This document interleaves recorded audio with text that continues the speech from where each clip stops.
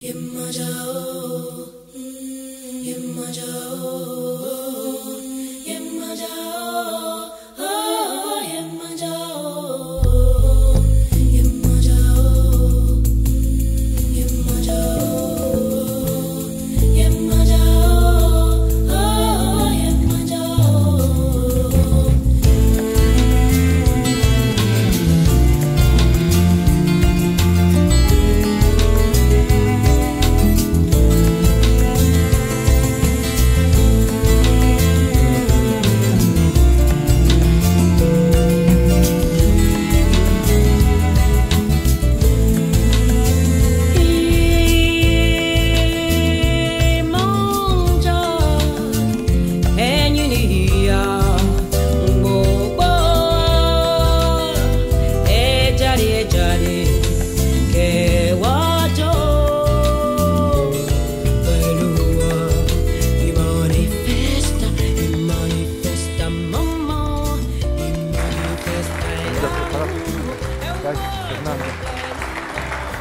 Siamo arrivati adesso, se potete aspettare un attimo così iniziamo subito. Dove la metto?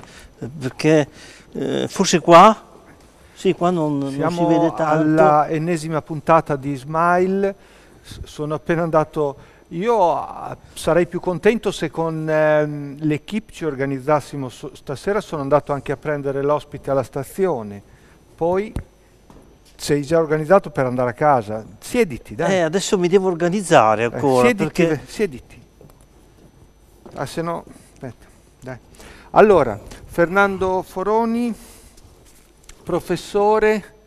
Esatto, di scuola media, quindi sono un mediano, ma sono anche cantastorie, cantageografie, compositore di odi, quindi odelisco, fantasista della penna e del palcoscenico. Non ho sentito, hai detto delle cose intelligenti, sì. Vai avanti, un secondo che mi preparo. Non era prevista questa pausa qua. Avevo fatto le domande. Non era prevista. Di anche delle cose che vuoi dire te, perché non trovo le domande. Comunque in questi momenti è un po' migliorato anche il settore scolastico che ha sempre qualche problema di troppo. Migliorato, è difficile, forse in alcune cose è migliorato, in altre siamo andati un po' indietro, cioè lì dipende. Quali siamo andati indietro? Tra l'altro in questi giorni vedi polemiche su polemiche in TV, nuovi scandali. In fatto di scandali non ci facciamo mancare niente, siamo proprio all'avanguardia. Sì, siamo all'avanguardia, direi proprio di sì. E poi ci facciamo un chiacchiericcio attorno come parlare di calcio, chi dice che era rigore, chi non era rigore, ma sì, concretamente cosa facciamo poi per correre ai ripari? Che se si vuole ci sono le possibilità di correre ai ripari guardando i numeri, i bilanci, no? Delle varie situazioni. Te stai così, non ti togli il cappotto? Giusto, ero distratto perché sono appena arrivato, veramente un po' stressato perché avevo paura di perdere il treno, avevo paura di non trovare chi mi veniva a prendere, insomma ero così un po'... Ma non tengo io il giubbotto, tienilo te, io tengo il mio. Lo metto qui, ecco. Allora, si può dire che sei quindi un uomo di cultura, non ti piace la rappresentazione, lo spettacolo, la spettacolarità fine a se stessa, ti piace che abbia un fine, no? Indubbiamente. Hai portato il tuo libro, quello che stai portando in giro, che stai presentando nelle biblioteche, nelle librerie al pubblico, l'hai portato? Sì, dovrei averlo. Comunque, brevemente di cosa parla? Allora, è un racconto fantasioso, comico, sul cavallo di Troia che va in cerca di una cavalla. Ecco. E la cerca disperatamente. Quindi il titolo è? Il titolo è più interessante il sottotitolo: Storia di un cavallo unico, irripetibile e inaccoppiabile. Questo è vero. perché era difficile, insomma, per il cavallo di Troia, insomma, trovare una cavalla di legno delle sue dimensioni. Hai bisogno di spiegarlo questo. E quindi come finisce la storia? Cioè, senza svelare il finale. Senza svelare il finale. Come finisce senza svelare il finale? Ho sbagliato io, cioè vuol dire che dai un finale sbagliato, che non è quello. Non vorrei rivelare il finale perché si toglie un po' il gusto della sorpresa, ecco. Dico solo che è un racconto ricco di avventura, di comicità, di situazioni surreali. Hai anche fatto la rappresentazione con la tua compagnia teatrale, l'avete anche fatto rappresentato? Ci abbiamo provato, Lo vuoi far vedere? Cerchiamo, capisco che adesso siamo stanchi, ci facciamo portare un caffè, ma diamo dinamicità. Dove vai adesso che sei andato fuori dalla telecamera? Sembra che sono qui che intervista un fantasma, vieni dentro! Sembra che parlo da solo. Vabbè, per un po'. Non fare vedere la sportina che è sponsorizzata. Sì, va bene. Ecco. Ecco, inciampiamoci anche. No, se io dico il libro, perché hai portato anche il DVD? Cioè, prima dobbiamo concordarle con l'editore queste cose. Esatto, pensiamo comunque, andiamo in mora, ci fanno pagare la penale. Coprilo, stagli sopra. Lo copro, ecco così. Lo tengo sotto il braccio. Io non so, stasera è qualcosa nell'aria, stasera non riusciamo a... Cioè, il tecnico è arrivato come è arrivato. La regia... Allora, dai, Fernando. Allora, niente, è un racconto scorrevole per quanto riguarda la narrazione e coinvolgente, perché quando uno comincia a leggerlo dopo è curioso di andare avanti, di vedere come va a finire. Quindi il più è che uno cominci a leggerlo. Esatto, quando uno comincia a leggerlo dopo non riesce a smetterlo. Ecco, un po' come le forme di dipendenze. E invece se uno non comincia a leggerlo? È un peccato perché si perde una cosa carina, insomma, destinata a rimanere nel suo immaginario per lungo tempo. La grande corsa del cavallo di Troia, Fernando Foroni, un cavallo di Troia alla ricerca dell'anima gemella. Grazie. Tu oltretutto sei insegnante di italiano? Sì, materie letterarie, insegnante di lettere. Il dizionario per te è importante, mi dicevi prima. Sì, il dizionario è fondamentale perché è quello che ci dà i vocaboli giusti per ogni situazione, che ci permette di esprimerci con la massima proprietà lessicale. In sintesi, avevi fatto anche un componimento dedicato al dizionario? Proprio così, perché il dizionario è tra i miei libri preferiti. Lo vediamo allora, siccome parla lento lui, parlo veloce io per contrappunto, appunto, per cercare di dare dinamicità. Dai, allora lo vediamo? Lo vediamo. Posso stare qui con te, hai bisogno di spazio?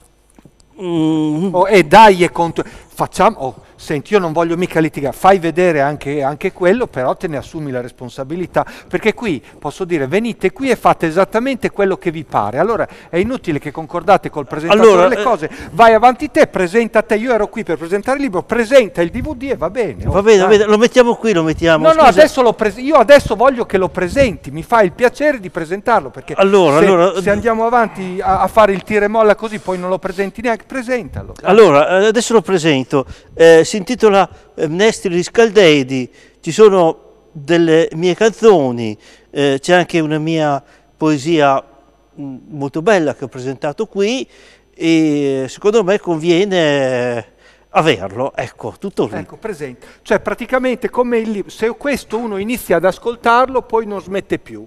Esatto. Se questo uno inizia a leggerlo poi non smette più, e hai fatto anche un piccolo film che se uno inizia a guardarlo poi non smette più. E poi cos'hai da pubblicizzare? Dai tutto in una volta che dopo facciamo il componimento. Per oggi basta così. È vero? Basta? Per oggi basta così. Riprendiamo la prossima volta. Oggi al dizionario vediamo cosa ci ha portato il nostro amico. Dai, io scusa se mi sono lasciato prendere, però non è stata una giornata semplice. il dizionario. Cioè. Ti tengo sempre. No, io dicevo che facevi il pezzo sul dizionario. È quello che sto facendo. Ah, è così? È così. Scusa, Comincia allora così. Comincia così. Comincia No, così. Allora comincia sono così. io che non mi ricordavo, mi scusi. Niente, spero di niente non per averti- Bacco. No, niente, assolutamente. Cioè, quando si va in diretta può capitare, insomma, ecco, perché la nostra non è una situazione costruita in laboratorio, ma è viva, spontanea, e quindi può succedere anche di questo ed altro.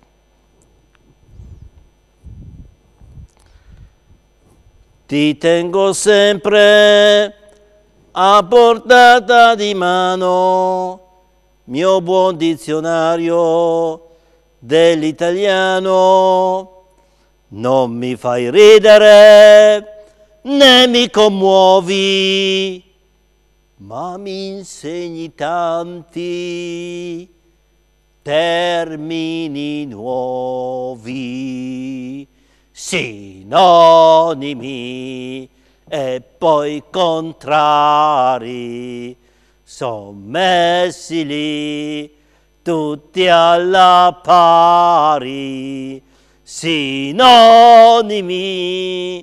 come condomini, son tutti lì in 2 righe o 3, sinonimi e poi contrari, son messi lì tutti alla pari, sinonimi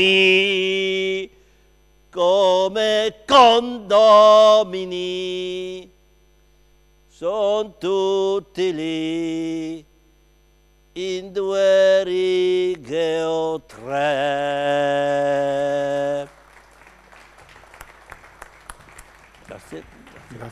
Beh, tu in fondo dove eri seduto? Qui. E allora cambiamo, vai di là. Cambiamo. Quindi Quindi? riesci a vedere anche un po' il mio punto di vista quando sei dove ero io, sì. Quindi tu attraverso l'ironia riesci anche in un certo senso ad arrivare all'insegnamento in modo più proficuo con i ragazzi, o no? Ci provo. Perché sicuramente l'ironia delle volte fa passare anche di più il messaggio educativo. Giustamente, stai dicendo una cosa molto giusta, che condivido pienamente. Ecco, tornando al discorso di prima, Qual è quello di prima? Quello sulla scuola, un problema è quello della comunicazione, che non sempre arriva chiara agli utenti della scuola. Prendiamo un esempio. Siamo in uno scrutinio. Siamo in uno scrutinio. Immagina che siamo in uno scrutinio, ti dice questo alunno qua vai avanti un secondo. non va, altro insegnante, questo alunno no, non va, tutti concordano sul non va e alla fine il coordinatore cosa dice? Beh, allora bisogna fermarlo. E allora tu capisci che qualcuno potrebbe non capire. È vero o non è vero? Può dire, beh, gli vogliono mettere anche il freno a mano, già non va, poi lo vogliono fermare, insomma fa fatica a orientarsi in un linguaggio così, diciamo così, per addetti ai lavori. Tra l'altro, scusa se cambio discorso perché effettivamente si potrebbe fare una puntata, una serata tutta sulla scuola, ma cioè, mi piacerebbe anche che ci fosse qualcuno che magari dice un altro punto di vista rispetto al tuo, cioè non hai contraddittorio. Esatto. Perché essendo io un po', non dico un tuo fan, comunque essendo un affezionato in un guarda, certo mi senso. sento onorato a questo punto. Diamo un'altra particolarità. Tu sei dello stesso paese di un grande artista. Sì, di Luciano Ligabue. Ecco, Correggio. Di Correggio. E quindi te sei venuto prima, può essere che lui abbia preso anche spunto un po' da te.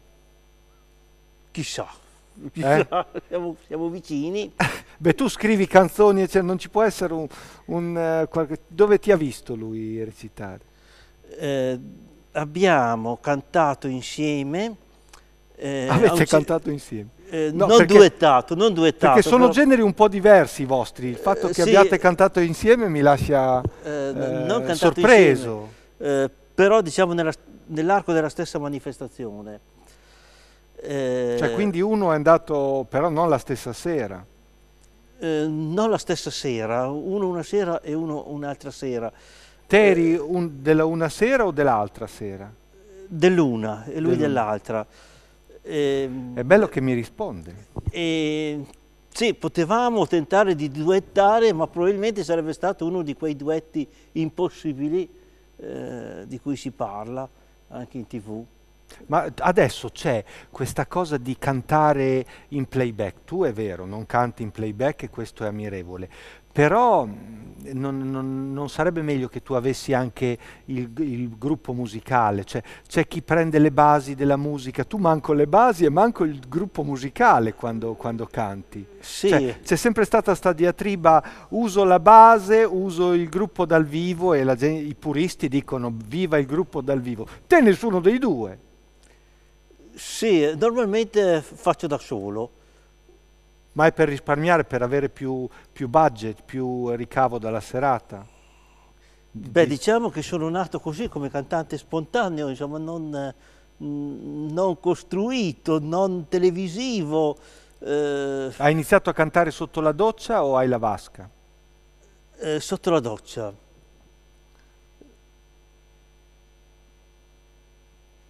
Quanto dura ancora sta pausa?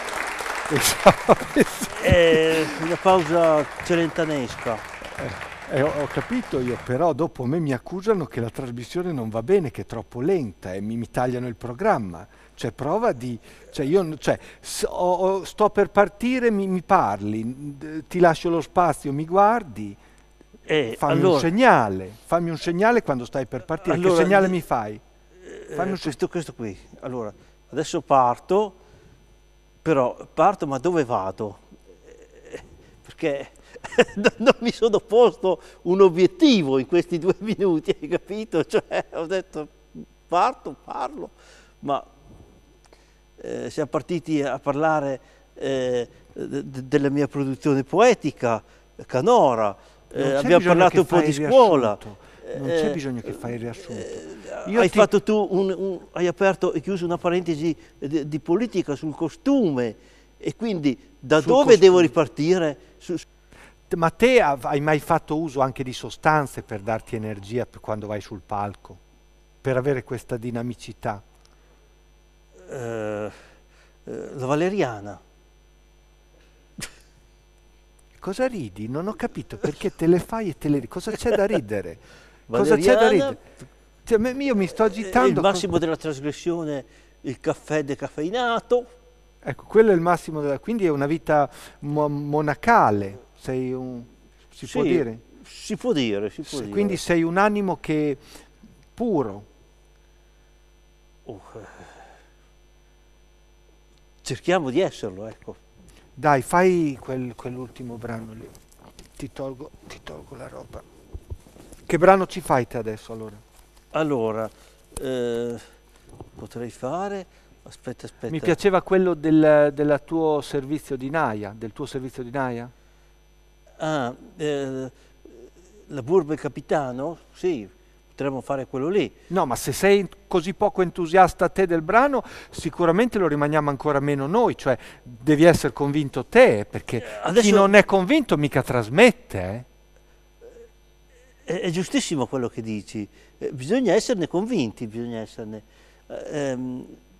però, abbiamo il ritmo da Telepace stasera, Sembra quella TV proprio dove, anzi, ci starebbe bene dopo mettermi in sottofondo una bella negna. Secondo me chi soffre di insonnia lo addormentiamo. Lo addormentiamo, sì, dopo, può essere. Fa senza della valeriana. Dai, prova mo a cantarci.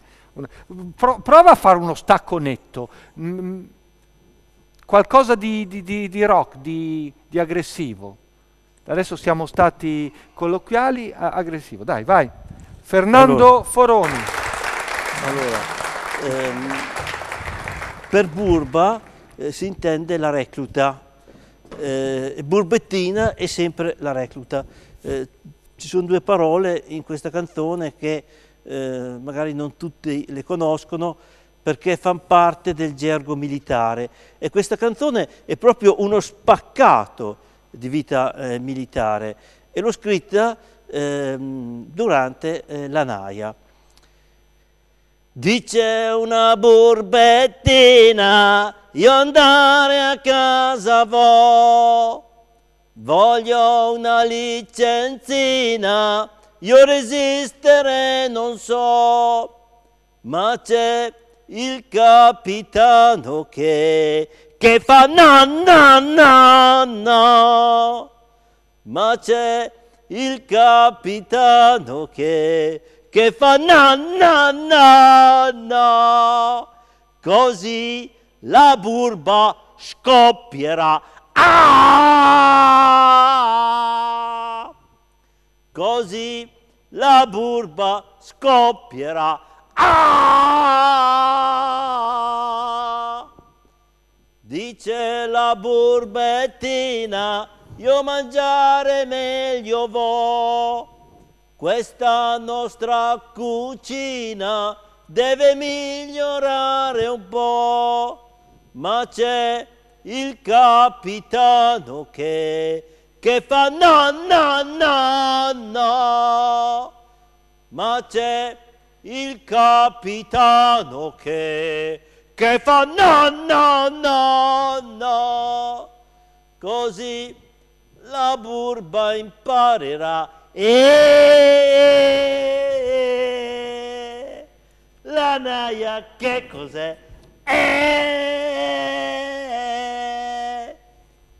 Dice la burbettina, io non ce la faccio più, voglio che la mattina si stia a letto un po' di più, ma c'è il capitano che fa no no no no, ma c'è il capitano che fa no no no no.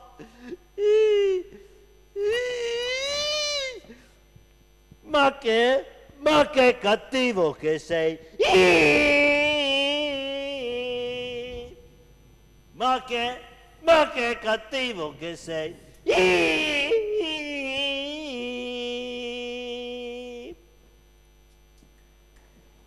finito.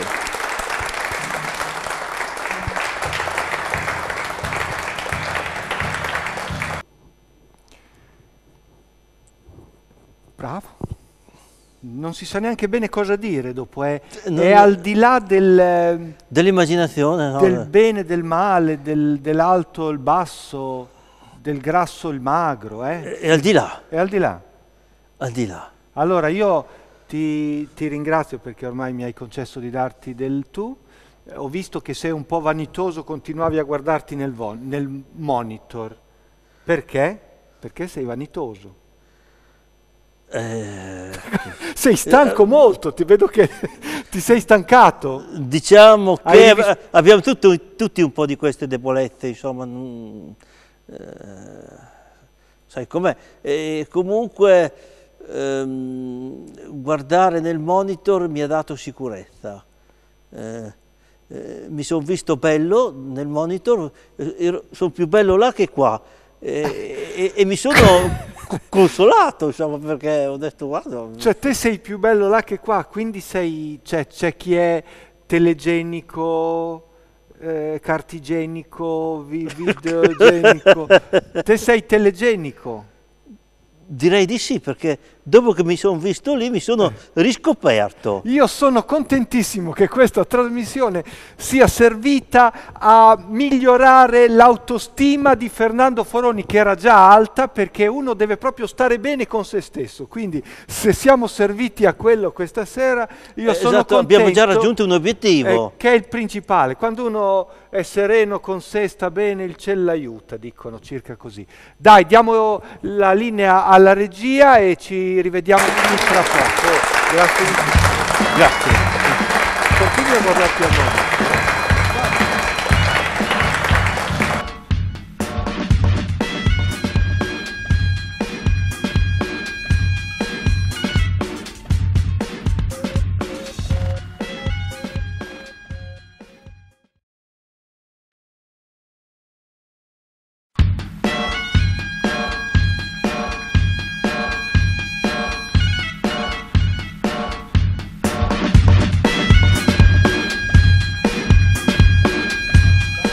Siamo qui di nuovo in diretta, mi dicono però che c'è una telefonata.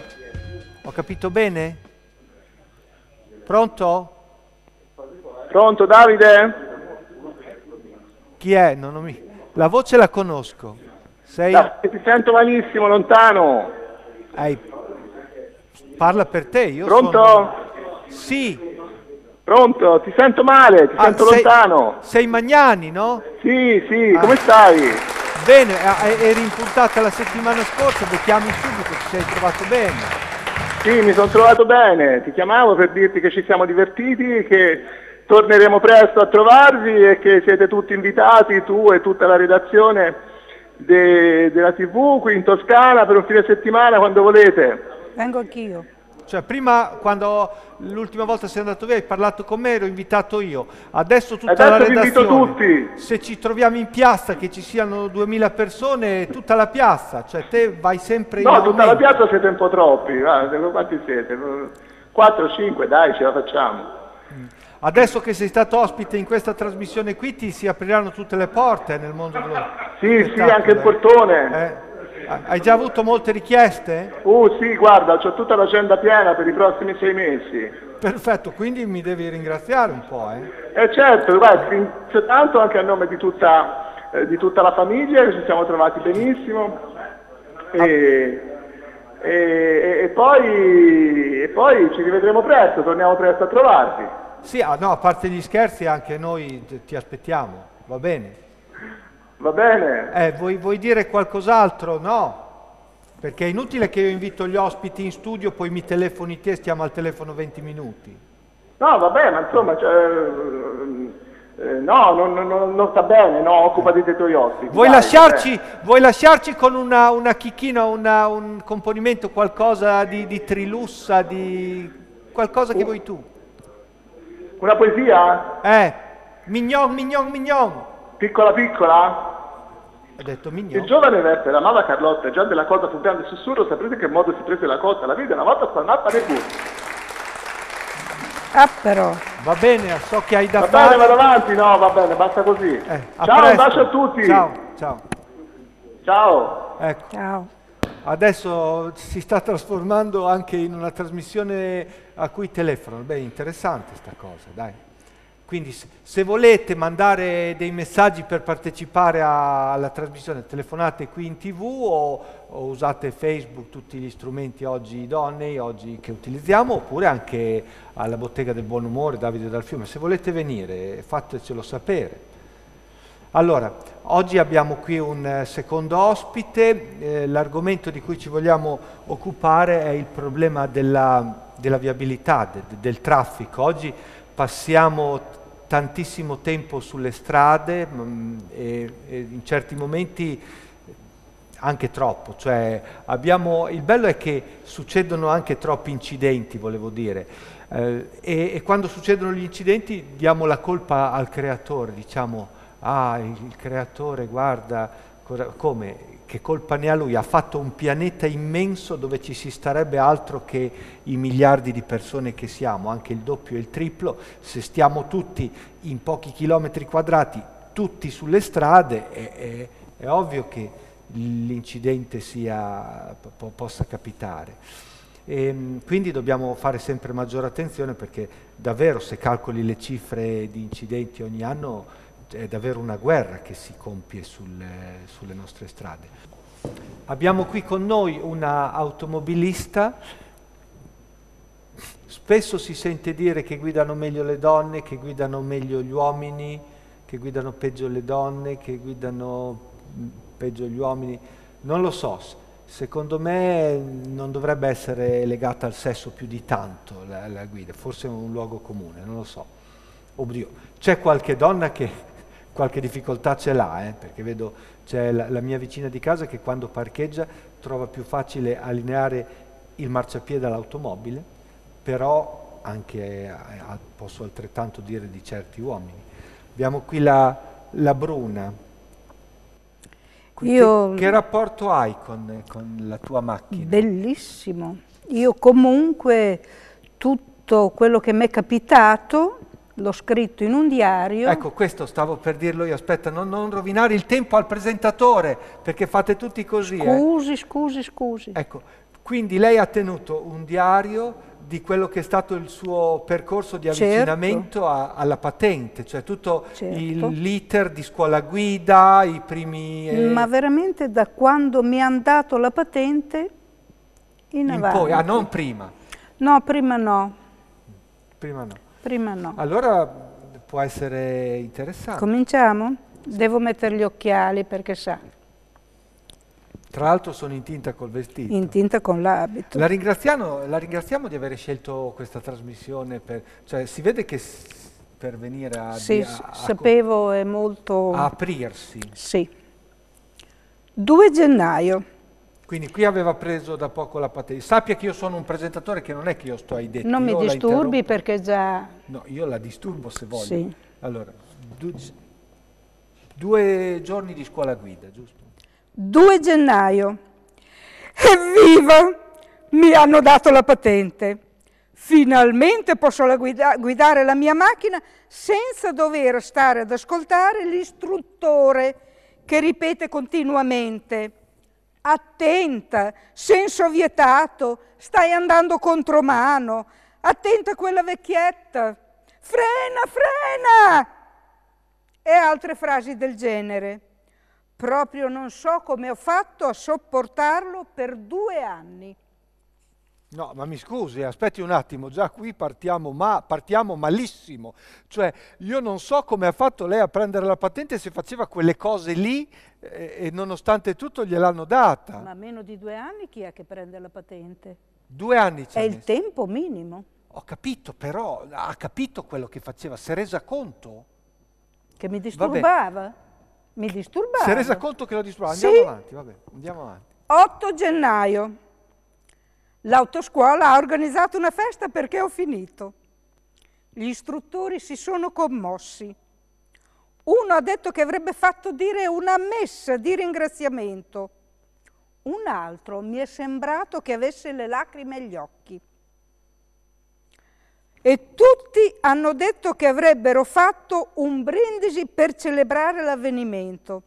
È stato tutto molto carino, ma penso che non meritasse tale esagerazione la mia patente. 12 gennaio. Ho comprato la macchina. Sfortunatamente ho dovuto lasciarla dal concessionario perché mi sostituisca il paraurti posteriore. Quando ho provato a uscire ho messo la marcia indietro anziché la prima. Deve essere la mancanza di pratica, è 1 settimana che non guido. Scusi, ma i suoi familiari, la interrompo un attimo, cosa dicono? Mi vogliono bene.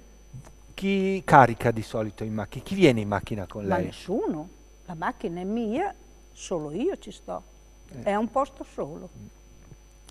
Ma lei che zone frequenta con la macchina, così per saperlo, anche per me stesso, perché non vorrei disturbarla. Lei dove abita? Potrei venire a trovarla. No, lei guidi nelle sue zone che io guido nelle mie.